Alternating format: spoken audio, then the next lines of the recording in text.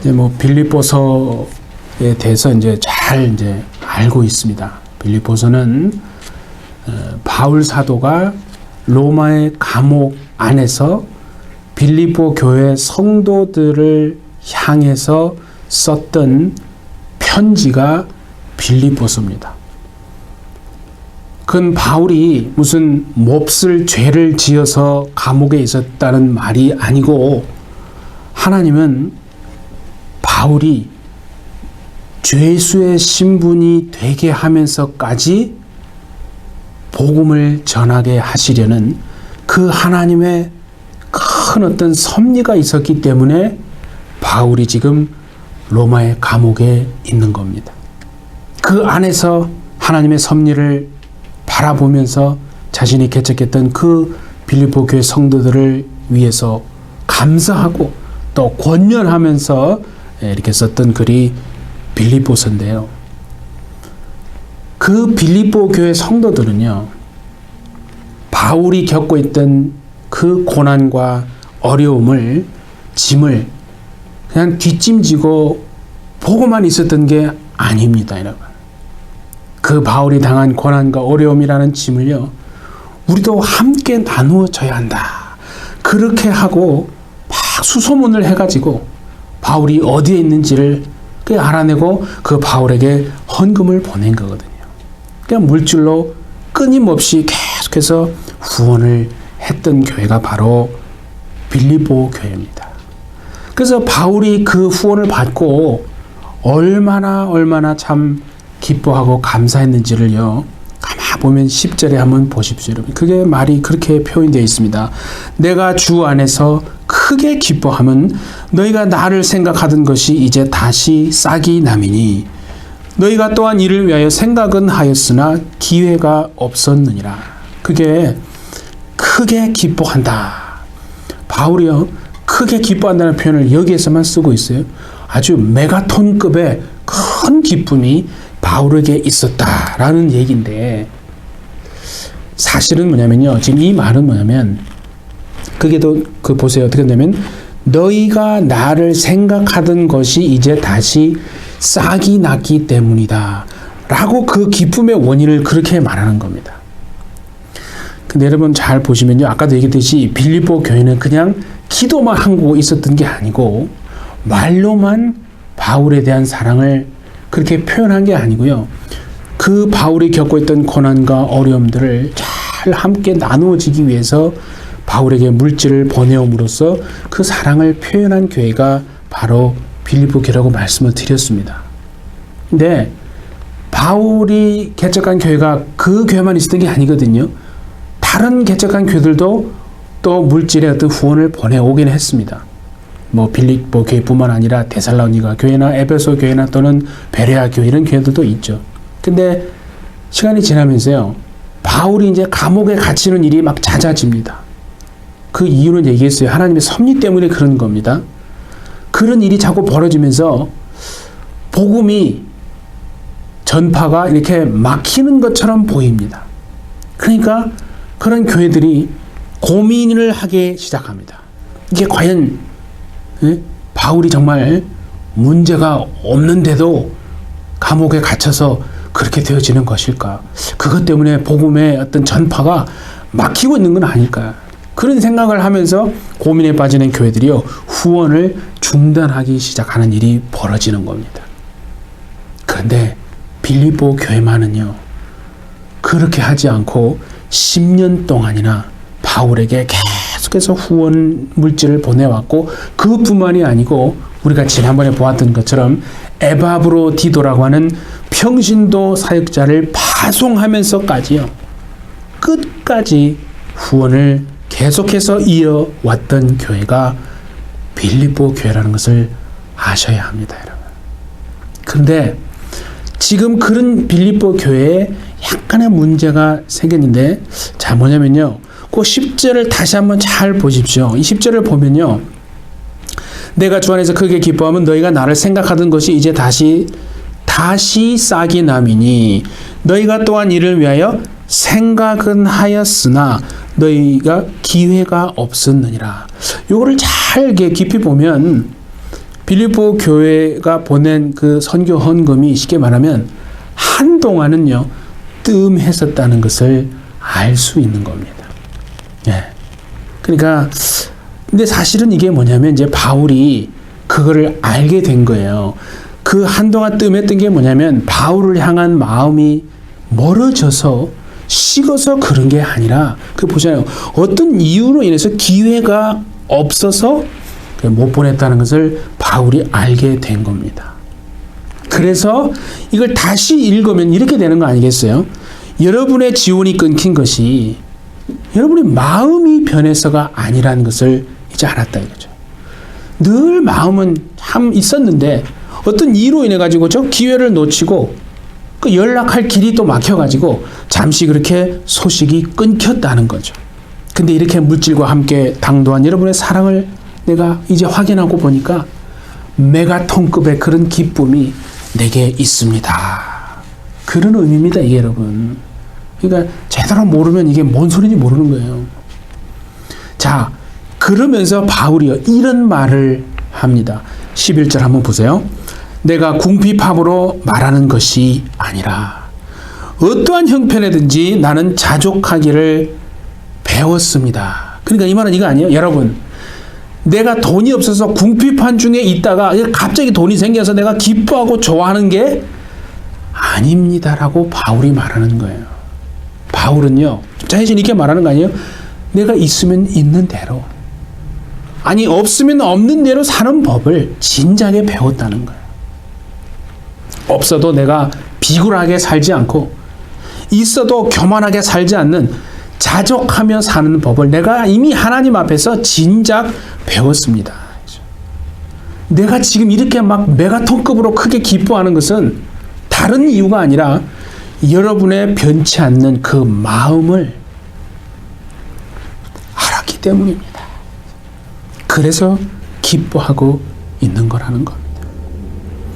여러분, 우리는 잘 깨달아야 하는 게 뭐냐면요, 우리 그리스도인은 부요함을 버리고 마치 가난을 선택해야 한다라고 말하고 있다면 그건 잘못된 겁니다.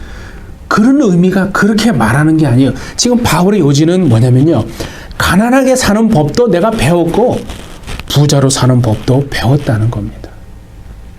예를 들면 가난할 때 그만 가난에 막 지배를 당해가지고 억눌려가지고 세상을 다 잃어버린 것 같은, 그래서 그런 사람처럼 내가 비굴하게 살지 않고 그 가난해도 복음을 전하는 삶을 사는 법을 내가 배웠습니다. 또 그런가 하면 부자가 되어서도 그 부귀영화에 그만 내가 취해가지고 하나님을 결코 잃어버리지도 않고 그 속에서도 하나님의 일을 하는 법을 배웠습니다.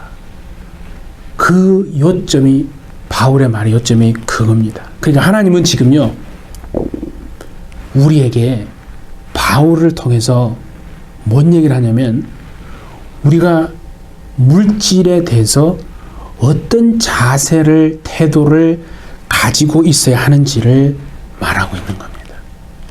오늘 분명히 정말 깨닫는 저 여러분 되시기를 바랍니다. 자, 12절 한번 보세요. 나는 비천에 처할 줄도 알고 풍부에 처할 줄도 알아. 모든 일, 곧 배부름과 배고픔과 풍부와 궁핍에도 처할 줄을 아는 일체의 비결을 배웠노라. 그러니까 뭐냐면요, 바울은 여러분 자기가 부자였다고 복음을 포기한 적도 없습니다. 그리고 가난했다고요 비굴하게 하나님을 모른다고 한 적도 없는 거거든요. 그러니까 여러분, 우리 믿는 자가 선택해야 하는 것은 비천함이냐 아니면 궁핍함이냐, 그게 아니라 우리가 선택해야 하는 것은요, 어떤 환경에서도 궁핍해도 부유해도 주님을 사랑하는 그 마음을 정말 잃어버리지 않고 복음을 전하는 일에 게으르지 않는 전천후 신앙을 가지는 것입니다. 그것을 오늘 하나님이 우리에게 말씀하고 있는 거거든요. 그러니까 여러분, 이거 아니에요? 가난해도 부요해도, 그러니까 가난 때문에, 부요함 때문에, 가난이, 부요함이 우리의 믿음과 신앙을 갉아먹게 해서는 안 된다 그 말이거든요. 그러니까 우리가 추구해야 될 것은요, 가난해지는 것도 아닙니다, 여러분. 어떤 사람은 마치 가난해지는 것이요 되게 은혜라고 생각하는데요, 그게 바로 사람의 생각입니다. 가난해지는 것을 우리가 추구하는 것이 아니고, 그렇다고 해서 부자가 되는 것도, 그것도 우리가 추구하는 것도 아닙니다. 분명하게 아셔야 하는 것은요, 이미 우리는 그런 것들은 이미 하나님께 다 맡긴 거 아닙니까? 분명한 거 한 가지는 뭐냐면, 부요함이나 가난함이라고 하는 것이 믿음과 믿음의 크기와는 쉽게 말하면 아무런 상관이 없다는 것을 말하는 겁니다. 근데 우리는 자꾸 이렇게 유혹받거든요.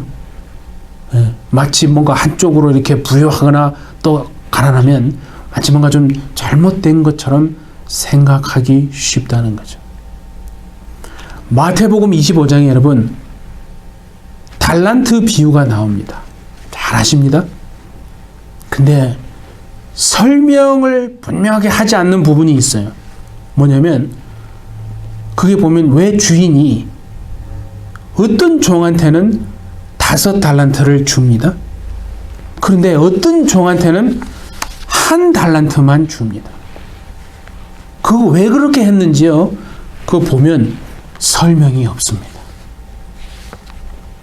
그건 결국은 뭐냐면 얼마를 내가 받았든지 간에 중요한 거는요, 얼마를 받았냐가 중요한 게 아니고 그거를 가지고 주님의 일을 했느냐 안 했느냐, 하나님이 그것을 더 중요하게 보신다는 거 아니겠습니까?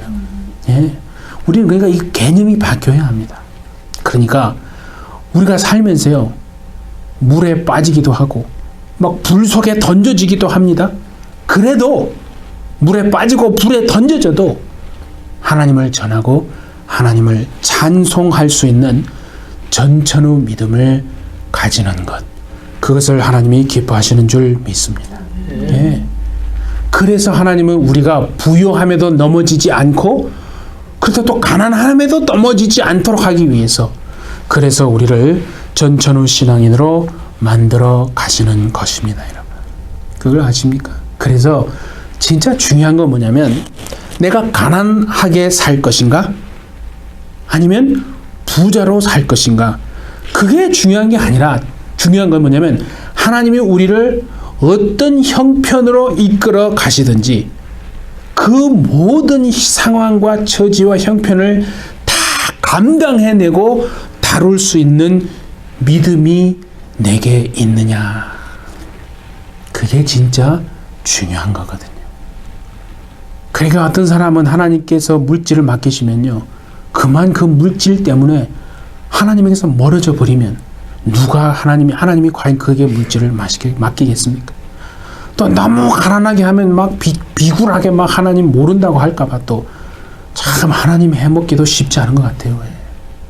그래 여러분, 우리가 부유해도 교만해지지 말고, 그렇다고 해서 가난해도 비굴해지지 않고 언제나 주를 바라보는 전천후 신앙이 저와 여러분 우리 모두의 신앙이 되어주시기를 바랍니다. 자, 그런 마음을 다 가지고 13절을 우리가 다시 보기를 원합니다. 자, 보세요. 내게 능력 주시는 자 안에서 내가 모든 것을 할 수 있느니라.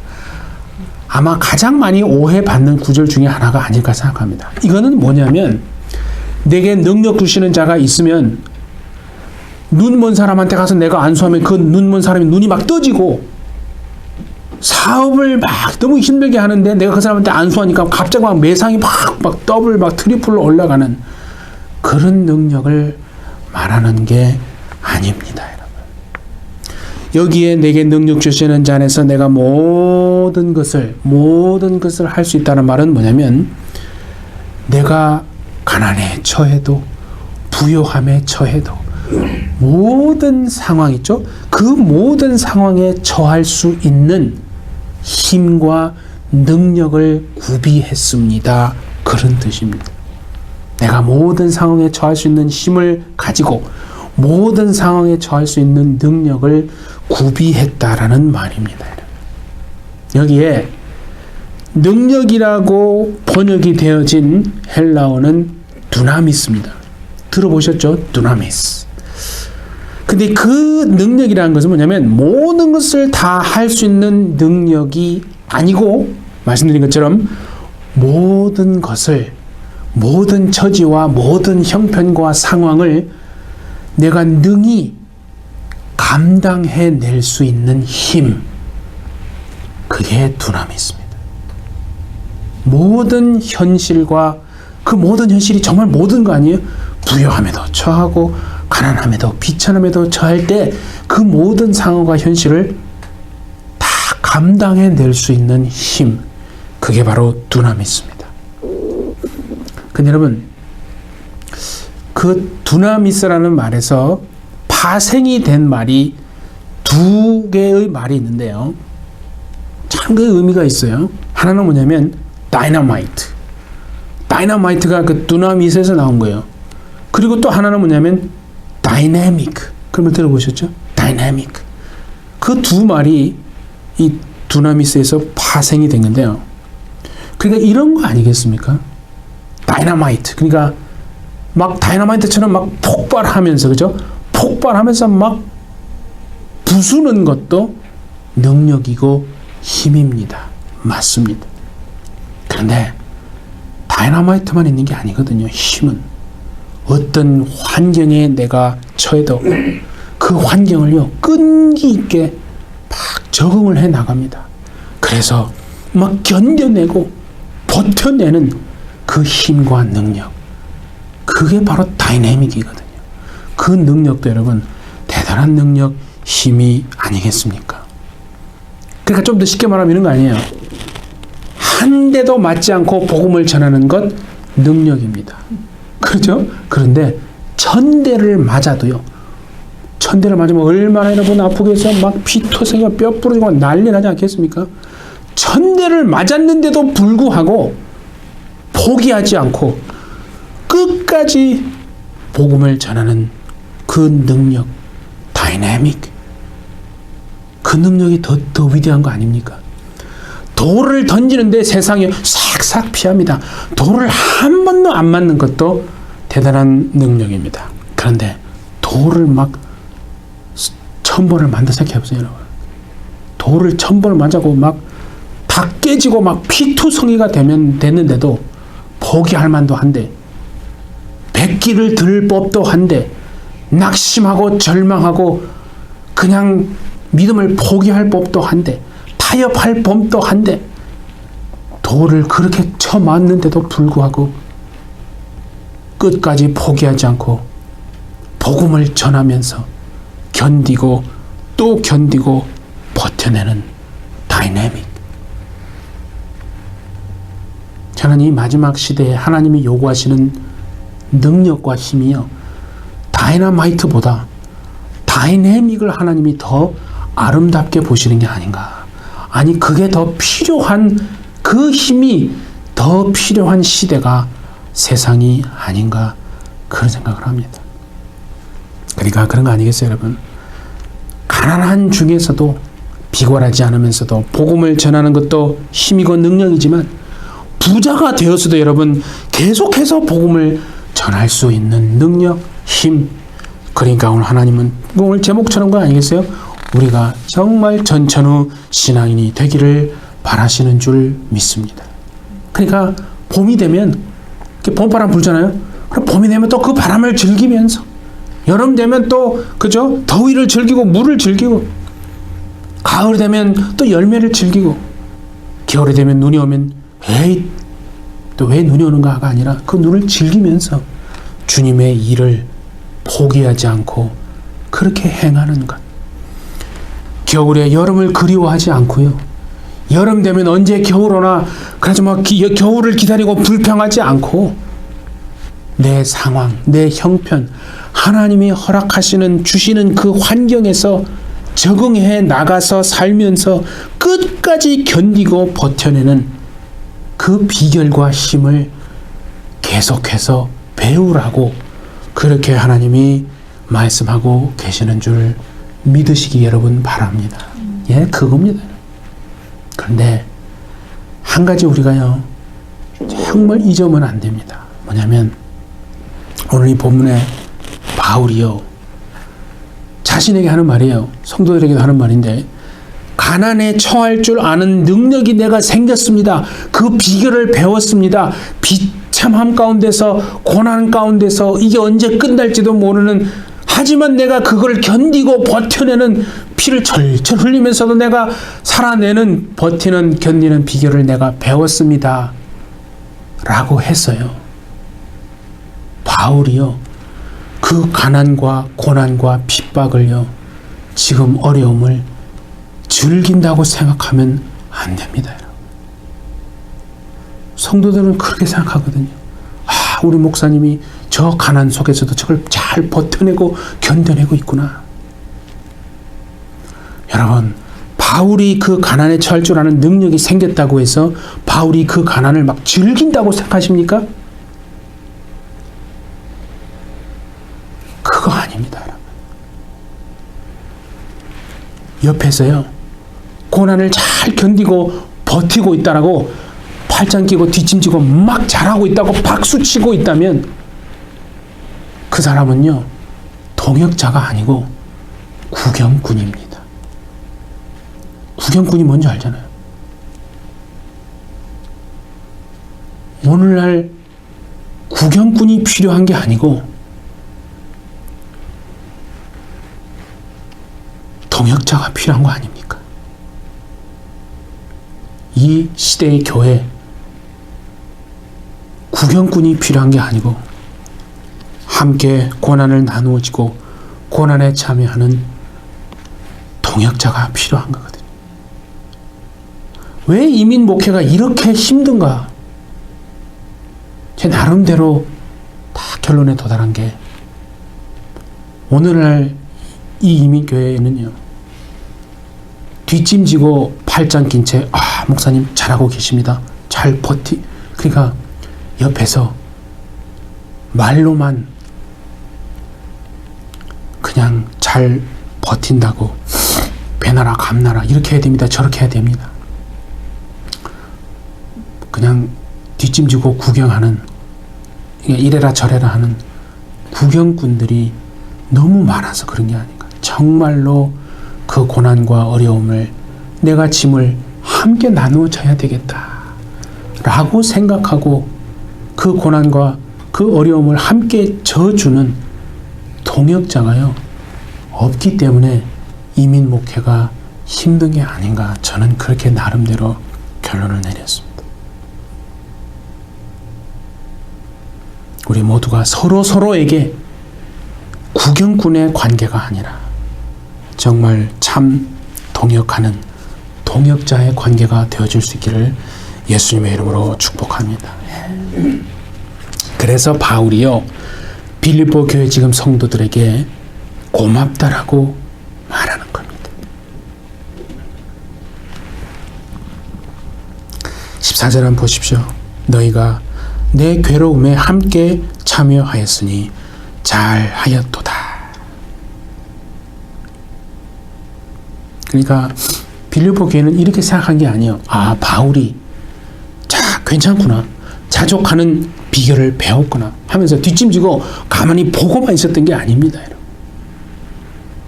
바울의 괴로움에 함께 참여하고 그 짐을 나누어진 교회가 빌립보 교회거든요. 우리가 살다 보면 가난에 처할 때 있습니다. 하지만 풍부에 또한 처할 때도 있습니다. 중요한 것은 어떤 형편에 처해도 쓰러지고 넘어지지 않는 비결을 배우는 겁니다. 주님, 그렇지 않습니까, 여러분? 여러분, 주님이요, 좋은 환경을 주셨을 때, 풍부에 처하게 하셨을 때 말입니다. 그만 그것 때문에 막 사명을 잊어버리고 주님에게서 멀어져서는 안 되는 거거든요. 주님이요, 언젠가 도로 그것을 만약에 가져가시겠다고 하면요, 안 됩니다. 주님, 주셨다 뺏는 것은 나를 2번 죽이는 겁니다. 이렇게 말씀하실 겁니까, 여러분?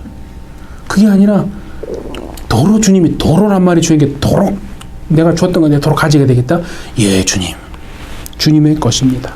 라고 내어놓을 수 있는 정말 그 믿음이 저와 여러분에게 있기를 바랍니다. 그러니까 가난이, 부요함이 여러분의 믿음을 절대 빼앗아가게 해서는 안 되는 거 아닙니까?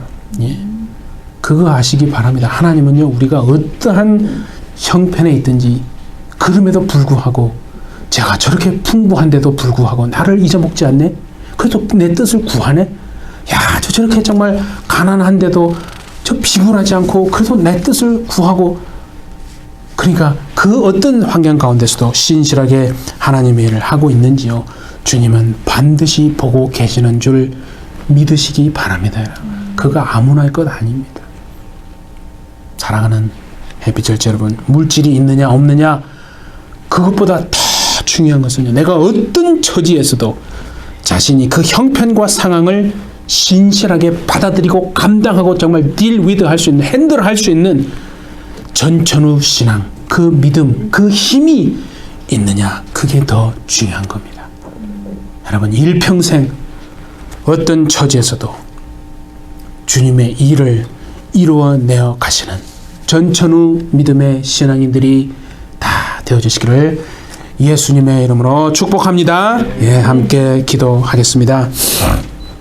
하나님 아버지, 우리를 어떤 형편으로 이끌어 가시든 모든 상황을 견디고 버텨내는 그 힘을 우리에게 주셔서 언제나 주를 바라보는 전천후 신앙이 되도록 주여 은혜를 베풀어 주옵소서. 모든 상황에 처할 줄 아는 그 힘과 능력을 구비해서 가난해도 부여해도 사명을 잊지 말고 주님에게서 멀어지지도 말고 주님이 오실 때까지 이 믿음의 길을 반드시 끝까지 걸어내어가는 햇빛절지 되게 주님 역사하여 주옵소서. 감사하며 예수님의 이름으로 기도하옵나이다. 아멘.